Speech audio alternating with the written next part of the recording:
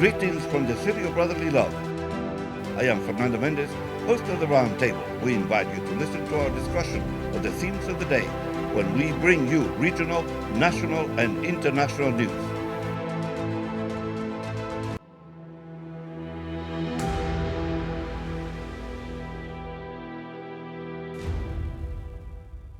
Señores oyentes de Usala Media, estamos aquí de nuevo con su programa La Mesa Redonda, The Roundtable, desde el corazón de la ciudad del amor fraternal and sisterly affection.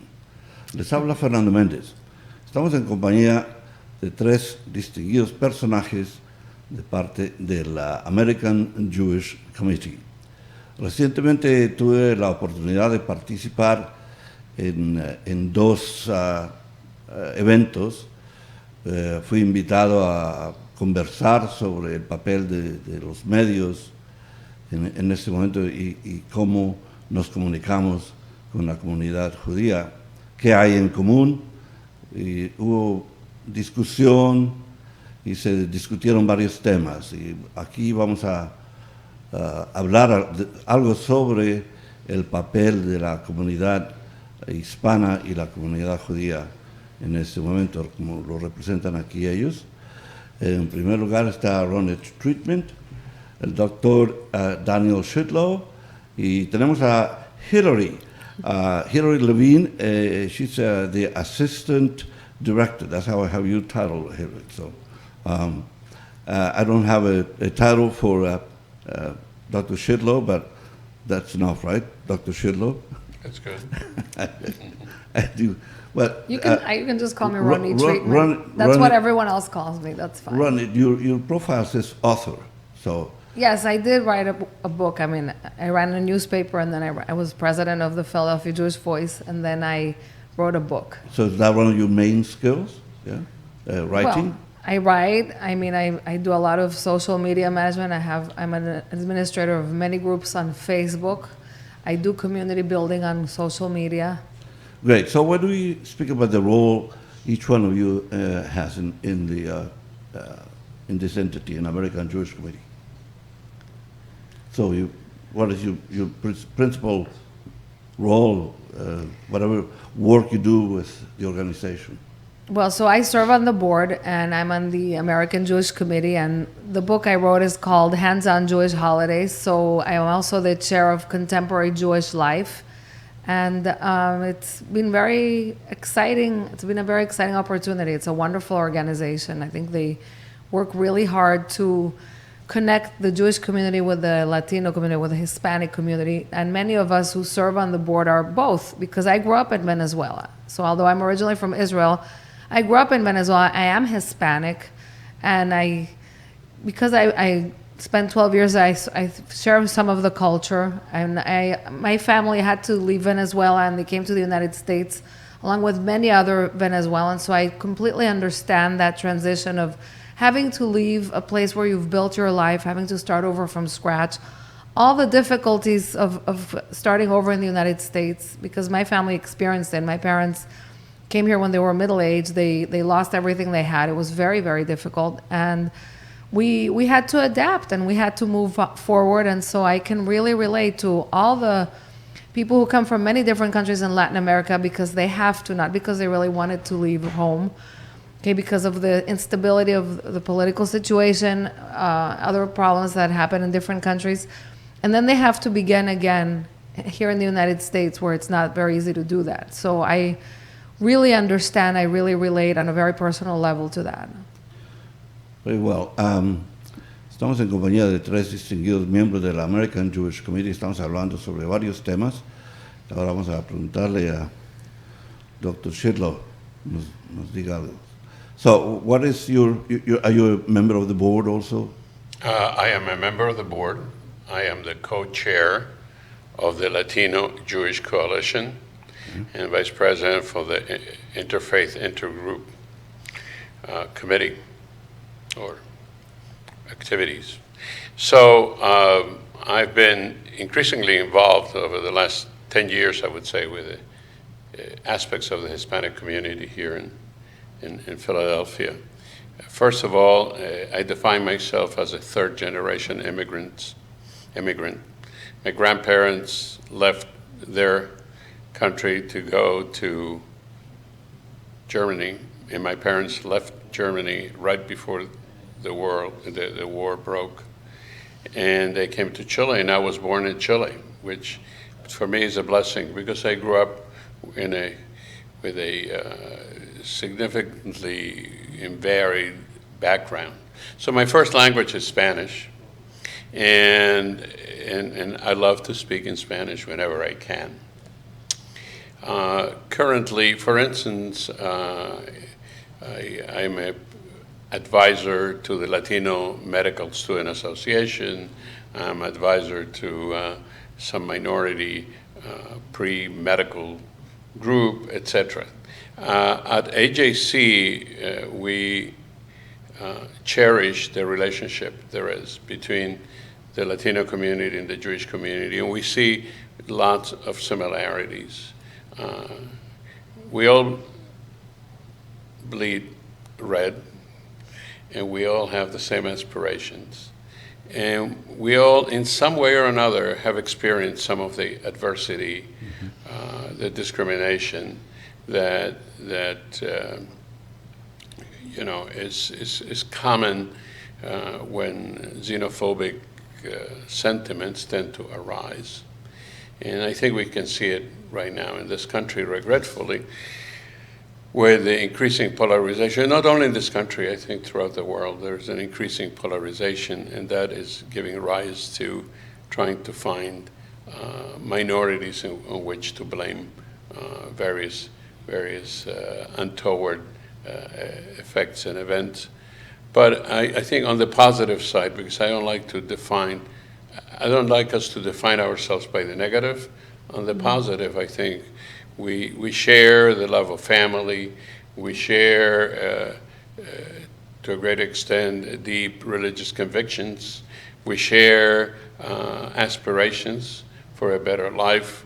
And I think the Latino-Jewish Coalition, for instance, is just one example of where people can come together and actually find those points of contact and really work together to eliminate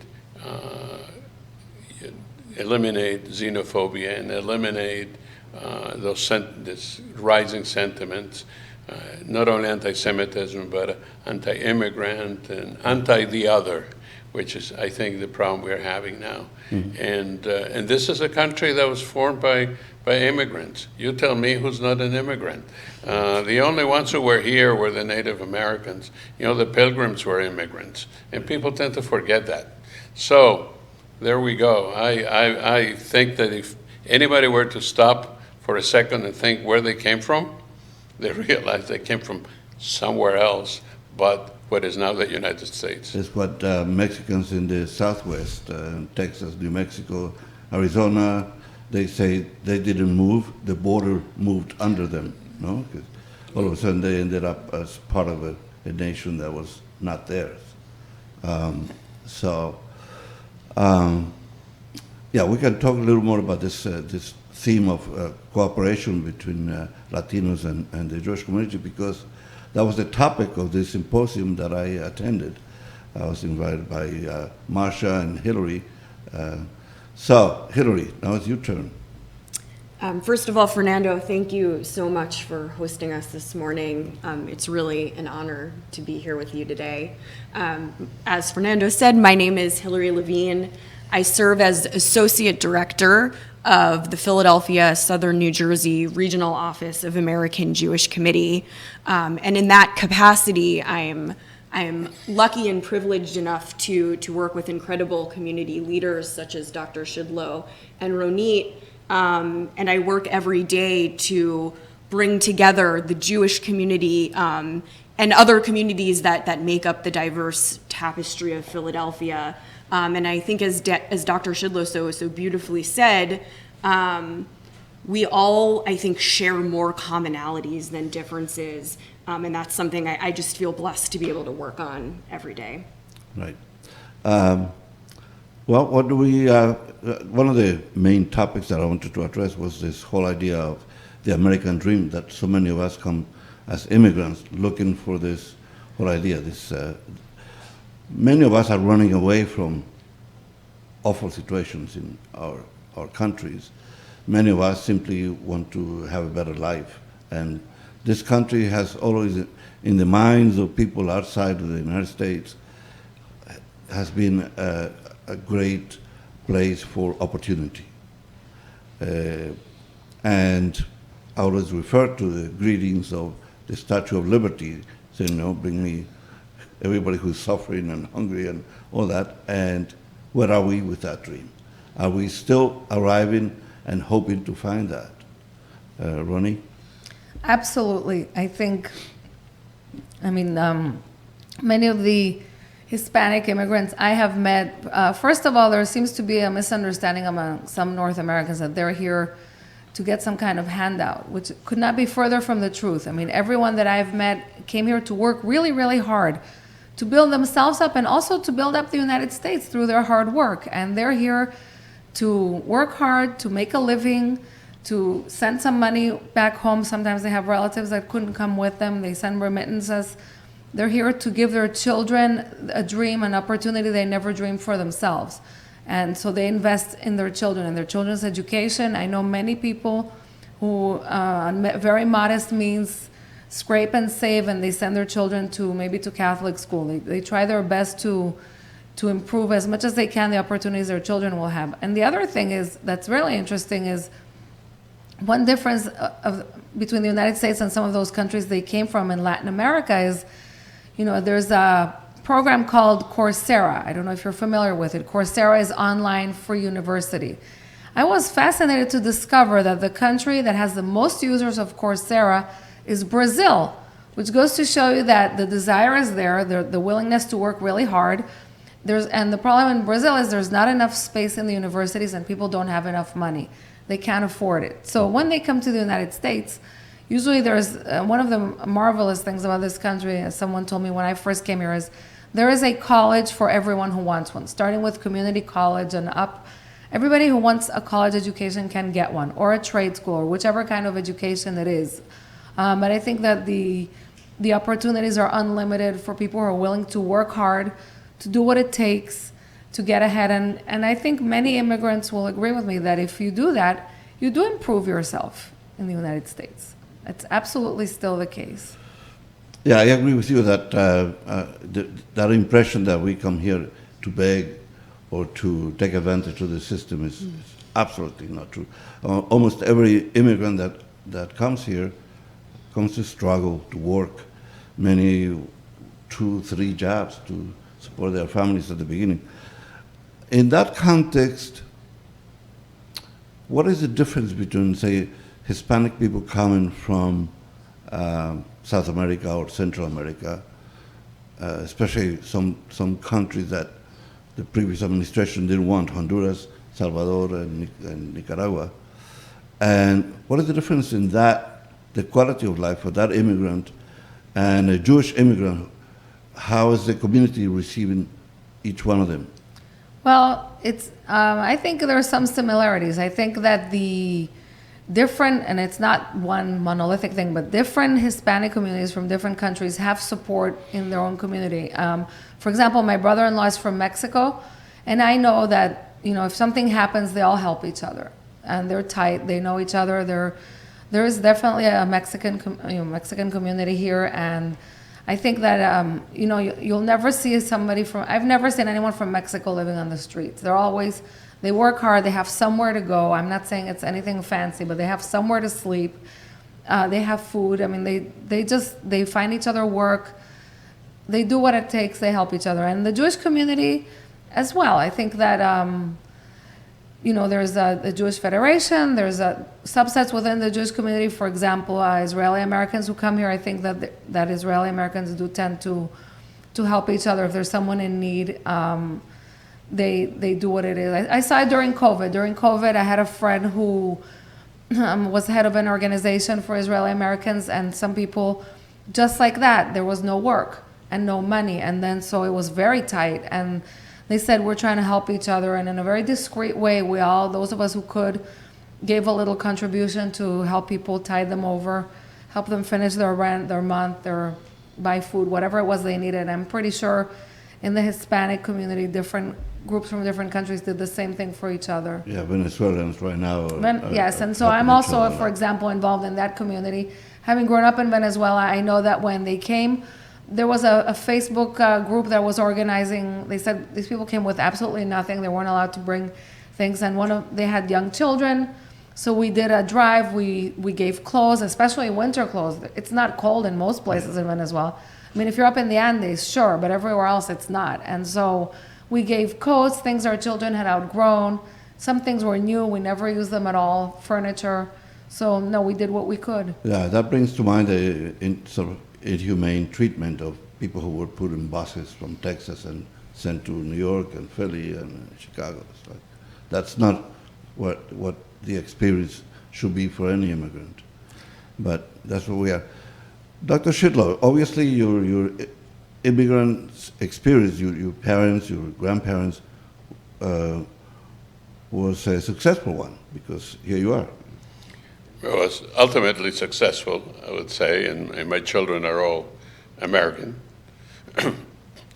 I have a very cogent memory of what the American dream became for me, because I became an American citizen many years ago.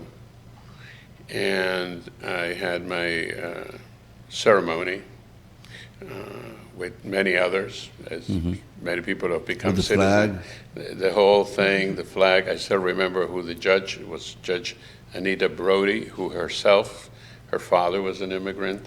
So it was a very moving ceremony. But what was most moving, and it still moves me to this day, are two things.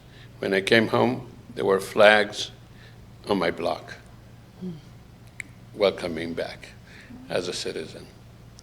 Then there was a little reception that my wife had prepared with a American flag cake, of course. Everything was American.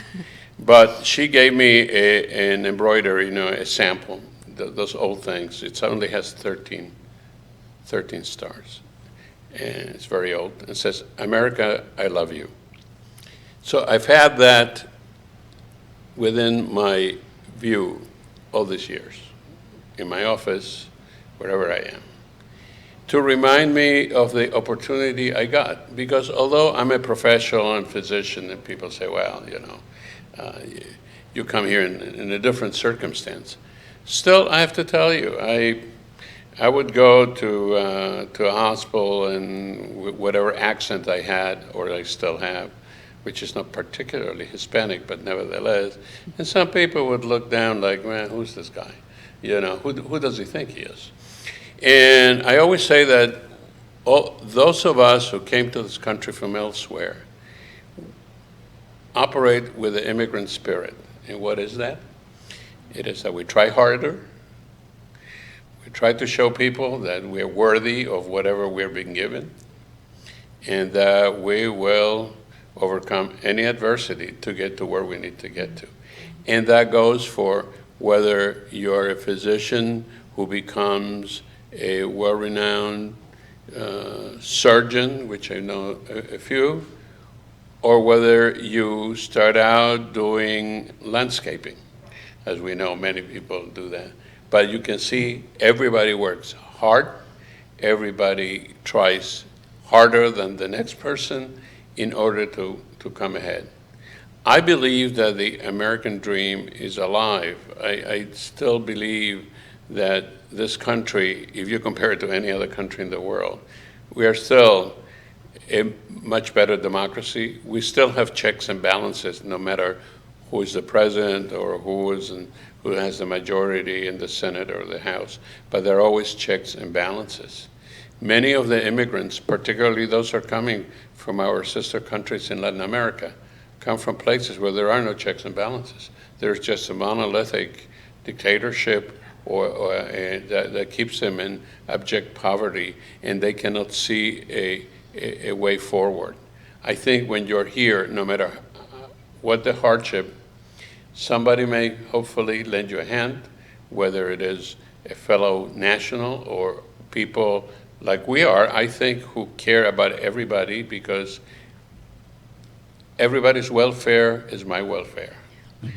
okay? I always tell my students, your collective success is one person's success, and one person's success is collective success. So it's important. Every person is important. So, but I think that there's still opportunity, and we just have to fight prejudice and anybody who wants to block that opportunity for those coming after us. Hilary? A lot of what Dr. Schidlow said about his family's immigration story in terms of perseverance and working and fighting for everything that you have resonated with me a lot personally. In my family, my paternal grandmother, my father's mother's family, were forced to leave their home in what is now, we believe, Ukraine. The borders were different then, and the details are foggy, but they were forced to leave because the anti-Semitism was so terrible. My grandmother's father, my great-grandfather, was killed, we believe, essentially because he was a middle-class land-owning Jewish person, and after that they were forced to flee. And eventually made it to Canada and then to the United States.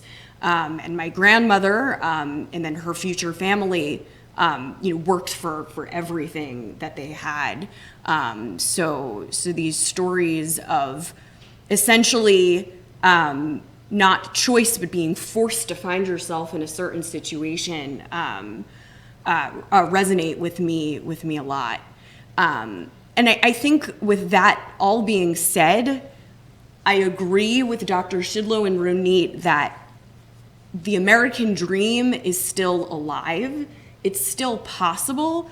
But lately, sometimes I feel like we all just collectively have to work a little bit harder for it. Fernando, you mentioned the recent really quite awful occurrences of asylum seekers and immigrants being forced Right. into buses and sent to different cities, especially along the eastern seaboard. And I think about, just this past week when a bus arrived in Philadelphia. And, we could have another conversation about immigration policies and what should be happening and what to do at the border and this, that, and the other thing. But I think about, what I saw on the news of people, literally waiting. I think it was at the convention center, maybe I'm wrong, with open arms, ready and prepared to greet these people with clean beds and food and, diapers and baby products. And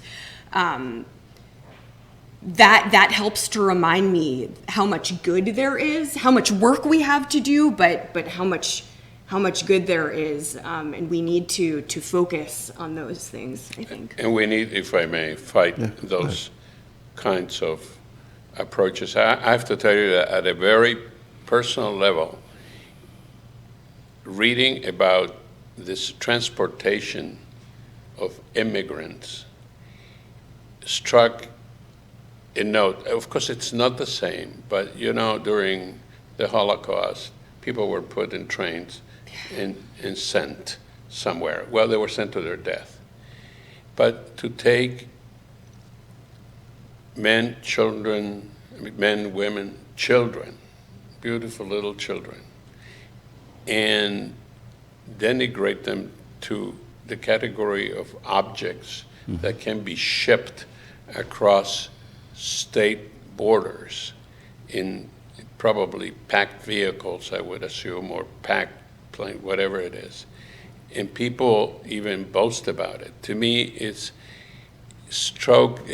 did strike a horrible feeling in me. I mean, I had almost like, without having been part of it, it had like what we call an anamnestic reaction. Otherwise, it reminded me immediately of things like that have happened, not only in Germany during those days, but in everywhere else.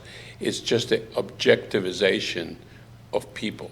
And this is something that we cannot, as individuals, tolerate. And it's totally very, very closely associated with xenophobia, anti-Semitism, anti-Latino, anti-Black, all of it. It's just that sense that we can just determine how we're going to deal with people in whichever way we feel it's okay, because we are, the true Americans that can decide this. And, and I don't want to get into names, but, when you start thinking who's doing those things, you say, where did this person's grandparents come from? Yes. In this time and age, I think we can quickly identify these people because they are visible and they are sort of their opinions. They don't hide them now. No. They are all over the place in social media, television, radio, everywhere. So, and we hear them. All that, it sort of brought to mind the years of Inquisition, the Arabs and the Jews kicked out of Spain because they all wanted only Christians. And what you said is true. Dehumanizing these people in order to get rid of them with no concern, no conscience of what you're doing, because they're animals now. They are people who you can dispose of. And that is the whole role of sort of an anti-democratic mentality. They are superior. They have the answers. We don't know. We just want to live off the fat of the land. And they are producing and we're not. According to them, that's what they say. So, and we know who they are because so many of them belong to the Republican Party and other factions. Is this one I have to say? AJC is a 501c3 nonprofit organization. We support policies, not people or parties. Exactly. Well, thank you for that. But we are vehemently working and in favor of eliminating not only anti-Semitism, but any form of discrimination. And we have to do that really walking the line of non-partisanship. Yes. But, it's in my book, it's a pure concept. It's a human concept. It's what you were just saying, is keeping the humanness, the human quality of people so we can relate to them human to human. Is the moment that you take that away, that anything goes, and this is where tragedies in history is full of examples of tragedies where the lack of or the taking away the human side of people has led to tragic consequences. Señores oyentes, están escuchando la mesa redonda. Estamos en compañía de tres representantes del American Jewish Committee y estamos hablando sobre el sueño americano, el American Dream, qué está pasando, dónde estamos con esto, el racismo que es evidente en muchas partes, los problemas de inmigrantes, etc.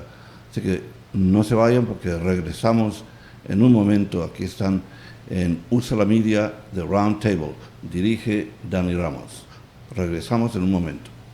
Pagano's Market and Bar has been serving gourmet Italian foods in Center City for 3 generations. Call Matthew Pagano for all your catering needs, and during these difficult times, please mention Fernando Mendez and receive a nice discount along with free delivery. Pagano's also makes the finest gift boxes in the city for all your holiday needs. Visit paganosmarketandbar.com.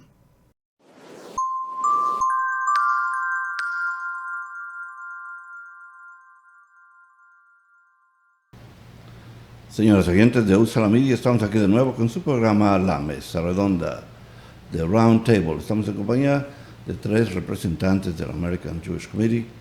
Estamos en una conversación muy interesante sobre lo que es el sueño americano y dónde estamos en este momento, where we are right now with this idea of the American dream, our different experiences as immigrants, and what what's ahead, what is happening now, and what is ahead for us. So we'll proceed with some questions.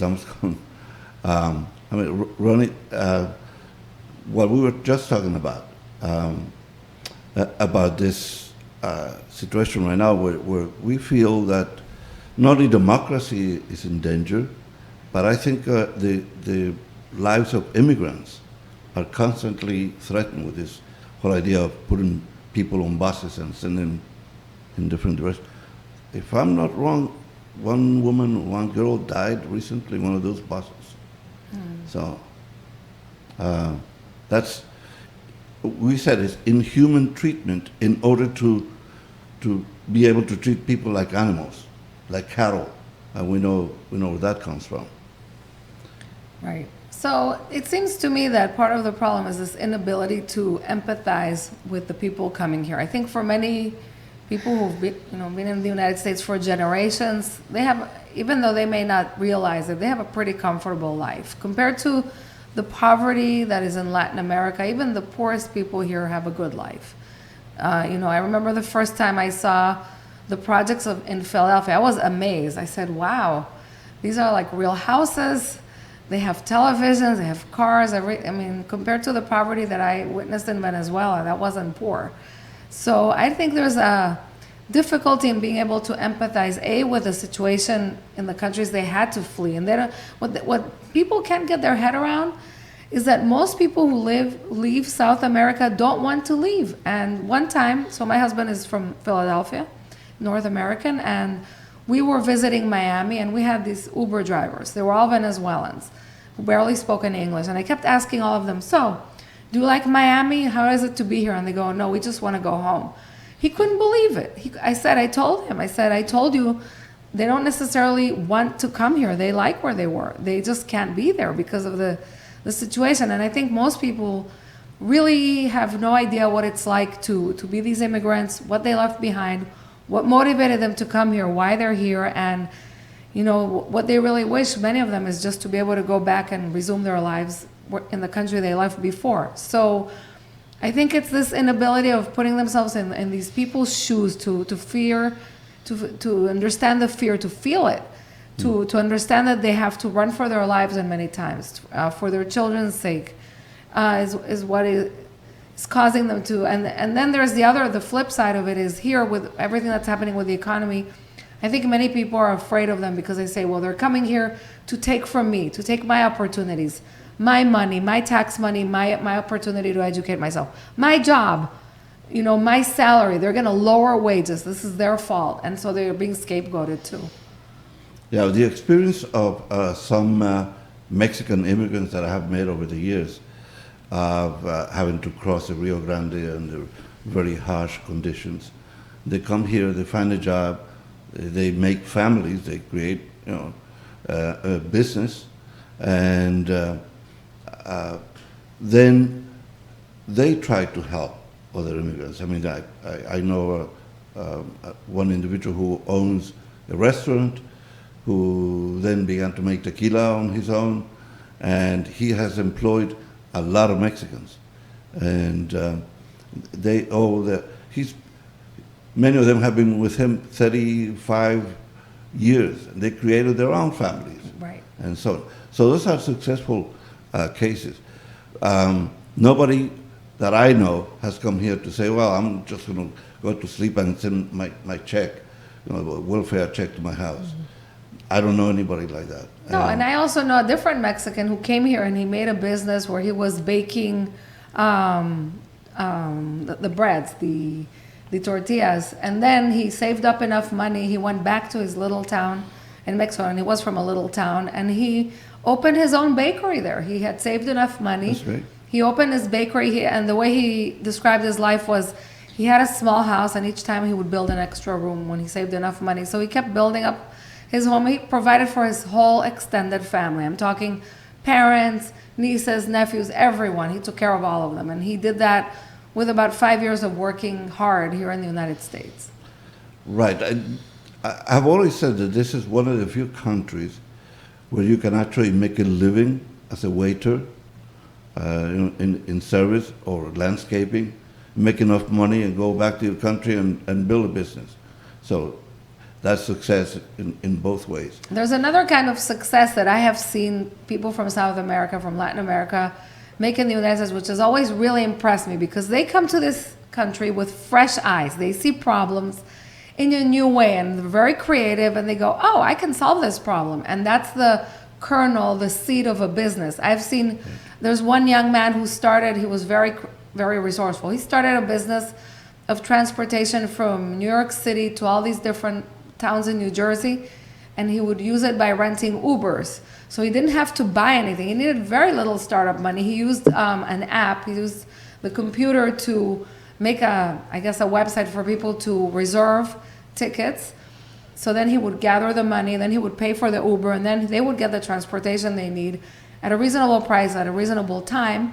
He would make a small profit, a fair profit, and there was his business that no one else had thought to fill that niche right there. So the American dream, in that sense, is still alive for most of us. I mean, for most of the people who keep coming to this country, it's just, it has become harder to reach certain level of economic success. And there are more obstacles, and there are legal obstacles also on top of that. Dr. Schidlow, what do you have to say on this particular topic? Well, first of all, I always have something to say about any topic, whether I have knowledge or experience or not. So, that's good, because so thank you for asking. So we're And all in that's the one of same the boat. things we appreciate about you. I've always said that lack of experience or knowledge will never stop me from giving an opinion. But, you know, I find it bemusing, because it's really not amusing, that people are concerned about all these immigrants taking away jobs, particularly when post pandemic. There are signs everywhere looking for people to work. And so I am not quite sure what jobs they're taking away. And this is not a pejorative thing, but I always say, if all the people from Ecuador and Mexico and Salvador and Honduras weren't here, we would be eating McDonald's every day. Because really, I mean, there isn't a sophisticated kitchen in the United States where there aren't Hispanics working, and they're the backbone of it, let alone the true, you know, Mexican restaurants, of course. or the landscaping business. I have no idea how it ended up that there's so many. But, you know, what is it? It's hard work, and nobody wants to do it. So who does it? The people who want to get ahead one way or the other. The horse racing and horse whatever industry. You go to Texas, who do you think is taking care of all the fine horses and whatever? They're all Mexican people. And they know it, and they love it, and they do it well. And frankly, they wouldn't even think about, you know, being able to run things without them. So you say, okay, so where is the threat? That's what always comes to my mind. Where is the threat? The only threat is that they don't look like what some people would like them to look, or, you know, it's the otherness. It's the xenophobia, the otherness, and whatever. And, you know, and looks are deceiving, you know, that's the other thing. Because I always called myself a Latin American of the secret police, because I don't look like one. I don't know what a Latin American looks like. I mean, I'm from Chile. You walk into Chile, and there is discrimination in Chile also. You know, if you are a native, Mapuche, etc., people are going to look at you askance. And where does that come from? Comes from the old Spaniards, you know, who used to look at people like that. And to this day, they can't get used to the idea, okay? But the bottom line is, Latin America is full of immigrants. I mean, what, 1 or 2 or 3 of the presidents of Latin American countries have an Arab name, or had an Arab, they were children. Japanese. Japanese, you name it. So Boric was the Yugoslavian grandparents. So, you know, if people were to just stop for 1 second and starts thinking what they're saying or what they're afraid of, it is completely irrational. And that, in a way, leads to the flip side of the coin is the feeling of many immigrants of insecurity and fear that something's going to happen to them. You know, that is not a positive thing for anybody to grow, certainly not the children. For the children to be bullied, for the children to be discriminated. You know, I'm a pediatrician by training. I did pediatric lung diseases for many years, right next door at St. Christopher's Hospital for Children. Wow. I was there for 35 years. So you know the neighborhood. I know the neighborhood. That's why I shouldn't have taken the GPS. I should have just done what I did for 35 years and gotten here 20 minutes earlier. But anyway, having said that, you know, wonderful. I love that community.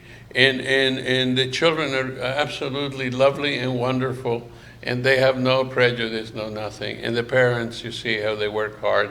And they're worried about the exact same things we all are worried about. So there's no right for anybody to make them feel unsafe. And that to me is painful, almost at a personal level. After working for so many years to make people safe, see them feeling unsafe. No children should feel unsafe on the street, no, let alone the violence in the streets from something else. But I mean, as an immigrant, as a foreigner, that should not be a parameter whereby they're being judged. And I have to say that there is one organization that I became familiar with very close to here that did a fantastic job counteracting a little bit of that, because my youngest daughter was volunteering there when she was in high school. And it's called Taller Puertorriqueño. And what was fascinating to me, and this was really, and this was interesting to me because she went to a Jewish school here, and it was a service project. She volunteered there for a semester. And so it was fascinating because all the children were going to the local public school, and Taller was like a little oasis where they were nurturing them and encouraging them to dream and to strive and to get a higher education. And the kids were great kids, wonderful children, so lovely. And it was sad because she told me that in their school, the messaging all around from the teachers and on was, you're bad, and they're not bad. And they would say, we're not bad, what did we do? And so at least at Taller Puertorriqueño, they were saying, no, you're good. And if you work hard, you can go to college, which their parents hadn't done. Nobody in their family, they didn't know anything about college. And I have to hand it to them. They said, we'll help you apply. We'll help you research grants and scholarships. So I was really, really impressed with the work they were doing. And, you know, it was interesting to see how she responded to them, how she said, yes, you are good, you're wonderful. Well, some of our local organizations have done a great job. And Taller is one of them, Aspira. I was on the board of Congreso, which is just up the street. And I am one of the co-founders of the Pan American Charter School, which the irony of that is that Pedro Rodriguez, who was later put in charge of the school system of Philadelphia when it was broken down, Pedro had been opposed to getting involved in education. He said, that's not our role. And anyway, so we moved ahead, and that school is not far from here, and it has served the community great. We need that. It begins with education. Absolutely. It begins in the home, the message from the parents, and then the teachers. I was appalled. The teachers that my tax dollars pay for said things like that. That's unacceptable. I was absolutely appalled. And no child should be told such a thing. That's just not appropriate. And encourage the bilingual aspect. I mean, how many parents were forced in Texas? They were not allowed to speak Spanish in school. It's the complete opposite of what it should be. Well, I am always surprised when I meet children of immigrants from Latin America who grew up here who don't speak Spanish. I can't believe it. I make fun of them. I say, my Spanish is better than yours, and it's not my home language. So, I had an interesting experience that way. We may be capitalizing a little here, Hilary. You know, I'm the one of the faculty advisors for the Latino Medical Student Association. So we do a few celebrations and we do a few things. The last thing I did in Reading, because I go to Reading once a week or twice a week, we were at the Hispanic Center there and serving actually older people. But I got in front, the first time I got in front of Cinco de Mayo, we had a celebration. I went over to Rosario up on, I don't know, whatever, I bought 200 empanadas and I brought them over. There were lots of non-Hispanic people because they like the food and they like. So they said, would you say a few words? So I got up and said, start speaking Spanish. And all of a sudden I'm seeing people's eyes glazing over. And I said, how many people here actually speak Spanish? And I don't know how many out of 100 kids that were there, spoke Spanish. And I was absolutely amazed. So now, 360, now we're going to start a Spanish club so that people are going to, only Spanish spoken. So whoever wants to come, you don't have to be Latino to come, but only Spanish spoken. And, try to promote that. And they need it. Now if you're in business, many business, certainly medicine, you need to know Spanish. I mean, because right. the population. But the one thing I remember saying to them is, listen, no matter what you do, no matter who you are, there's one thing you need to remember. Do not forget where you came from. Mm-hmm. And that goes for anybody. Because whatever your background is, even if it's not Latino, but certainly if it's Latino, it enriches us all if you kind of keep that background alive. Okay, obviously people came from the Soviet Union, and not gonna, today they're American, but they need to remember, and if they speak the language, so much the better, and so on and so forth. Why? Because, and it comes back to probably American Jewish Committee and what we are about, because that diversity and that ability to appreciate each other's background and to humanize each other in a way is the basis should be the basis of human interaction and keeping the American dream alive, and to keeping all those people who are coming to this country seeking a better future, trusting that opportunity is not being lost. Yeah, I can really relate because, in my home, I spoke Hebrew with my children. And so I completely understand how difficult it is to make sure that other language is also mastered. And it really requires immersion. It's difficult, yeah. It takes work for the parent. You can't it won't just happen. No. You really can't outsource it. If you want your child to know Spanish, you have to have an iron fist at home and say, don't speak English to me here. We're speaking Spanish. I capitulated. My oldest one, I would speak in Spanish to him. My wife is not Spanish. No. But she looks like it. I mean, when we go to Miami, they speak to her in Spanish, to me in English. I mean, it always happens. Yeah, they think she's Latino. But so I spoke Spanish, and he stopped talking to me. So finally, I caved in. But the redeeming thing is, then in school they had great Spanish teachers, and I think they're all bilingual by force, with an accent, but bilingual. So Hilary, one of the reasons I got involved was because of that invitation to speak about the media and all that. So how is the organization, what do you intend to do? How do you implement some plans to continue this collaboration with the Hispanic community? Sure, absolutely. Before I answer that, I just want to share a few other kind of disparate thoughts based on other things that were expressed. So I will get to that answer in one second. I just want to share a couple of other things. So one thing Dr. Schidlow said kind of reminded me that in Jewish tradition, we think a lot about, working really hard for the future, for our families, for our future lives, being grateful for the present, but never forgetting the past and where we came from.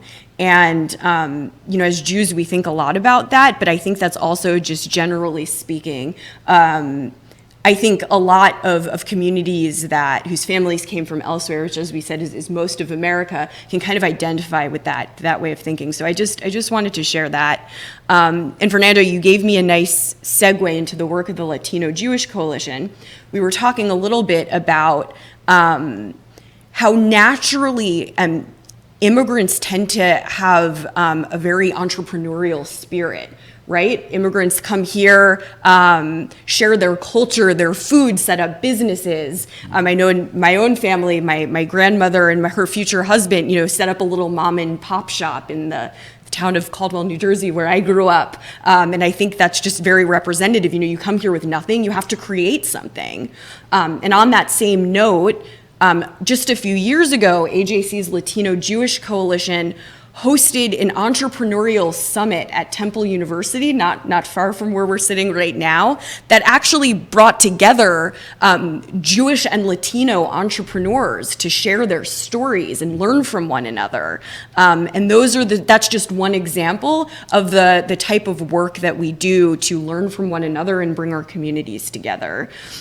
So Fernando, the program that you just mentioned is similarly in that line of programs and opportunities where we essentially try to bring our communities together and discuss our common values and concerns and really strategize on how our communities can support one another and stand together.